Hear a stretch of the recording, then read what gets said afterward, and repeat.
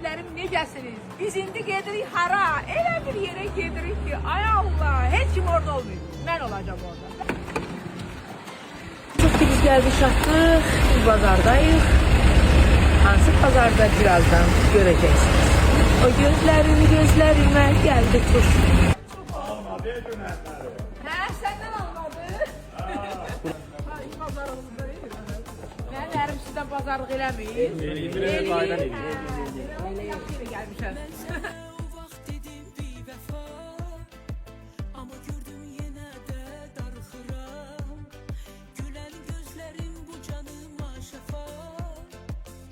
Sağ olsun. Gel ki bu xalaları gösterin, bu hamı gelsin bunlardan alışveriş eləsin. Emin bunu alırıq. Bunlardan güzərlik. Güzərlik ki bura. Yandırırsan gözləyməz. Əsl mənə lazımdır. Yandırıb gözləyməz. Səni bazar açır. Qiymətlərin hamısını indirim eləmişik. Novruz bazarı gel ne? Bazar açtım bazar. Fakırlık gözünü çıksın. Axır ki işimi tapdım.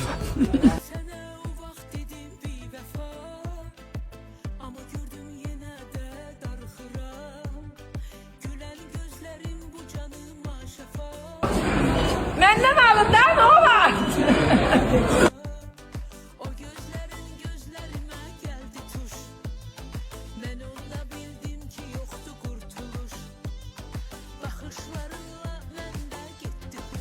Sana bir yeşil vereceğim. Dedin demedin. Ben o söz diyebilmem. Faydalarları koysan en geçerlerini Ben geçemez dedim. ya. Bugün de bugünlük bu kadar.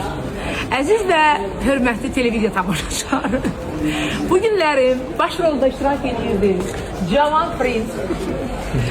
İkinci rolu Tərlan, iştirak edirdi. Ülker Hanım. Üçüncü yol Nigar. Beşinci yol. Ölür Emin. Ve burada olup Babək, Tərlan. Bir de teşekkür ederim Keşlə Bazarı bütün kollektivine. Çok sağ olsunlar, var aslında adım olsunlar. dəyişdilər. Ne elədilər? Dedi, Rəqsanə. Artık benimdir yani bu bazar.